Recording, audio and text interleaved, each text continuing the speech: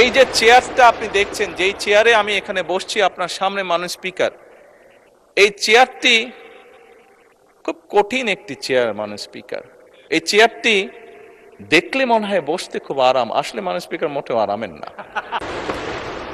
এই চেয়ারটিতে বসলে মাননীয় স্পিকার প্রতি মুহূর্তে মনে হয় যে আগুনের তপ্ত হিট আসছে মাননীয় স্পিকার। হাসার কিছু নেই, আমি যা ফিল করি আমি আপনাদেরকে তাই বলছি, মাননীয় স্পিকার এই চেয়ারের থেকে উঠে দাঁড়িয়ে আপনার সামনে বক্তব্যে আমি হয়তো অনেক পপুলার কথা বলতে পারতাম, যেটাতে আরো অনেক বেশি তালি হতো মাননীয় স্পিকার।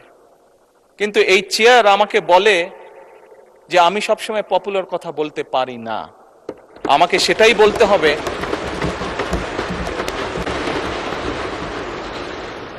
মাননীয় স্পিকার, একজন রাজনীতিবিদ হিসাবে আমারও তো ইচ্ছা করে পপুলার কথা বলতে, যাতে জোরে জোরে তালি পায়, কিন্তু এই চেয়ার প্রতি মুহূর্তে আমাকে স্মরণ করে দেয়, no, you have to take the right decision, not the popular decision.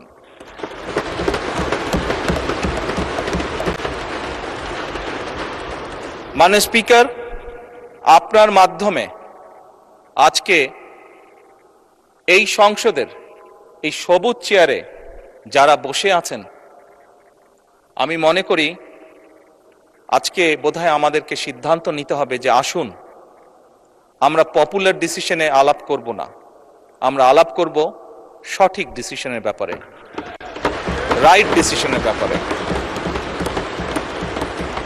মাননীয় স্পিকার, আজকে এই সংসদ অধিবেশনের শেষ দিন, আজকে অধিবেশন শেষ হয়ে যাবে।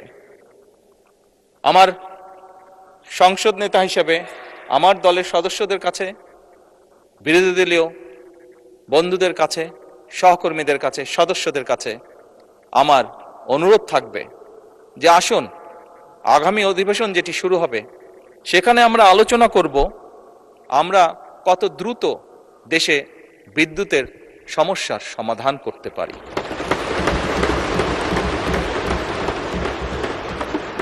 মাননীয় স্পিকার, আমরা আলাপ করতে চাই, আমি আলাপ করতে চাই আগামী সংসদে কত দ্রুত আমরা কত বেশি সংখ্যক মানুষের কর্মসংস্থান দেশেই হোক বিদেশি হোক তৈরি করতে পারি।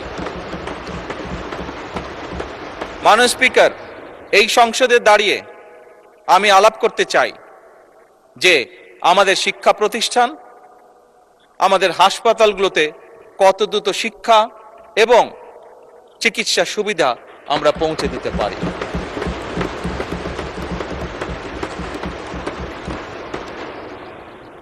মাননীয় স্পিকার, দিনের কার্যবিধিতে আপনি যখন শুরু করেন বিভিন্ন সময় বিভিন্ন সংসদ সদস্য বলে ওঠেন তার এলাকায় রাস্তা লাগবে, তার এলাকায় ব্রিজ লাগবে, কারো এলাকায় কালভার্ট লাগবে, স্বয়ং বিরোধী দলীয় নেতা ওনার এলাকার সমস্যার কথা বলেছেন।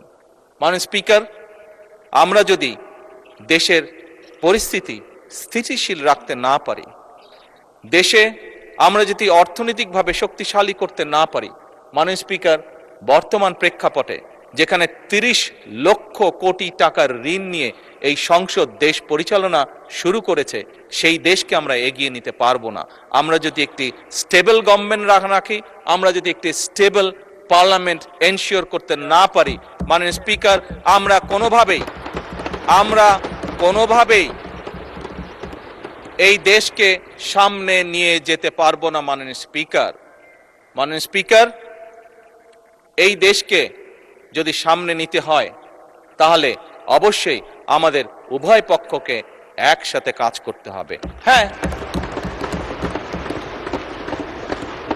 বাংলাদেশে আইটি শিল্পের বিকাশ কিভাবে হবে এ ব্যাপারে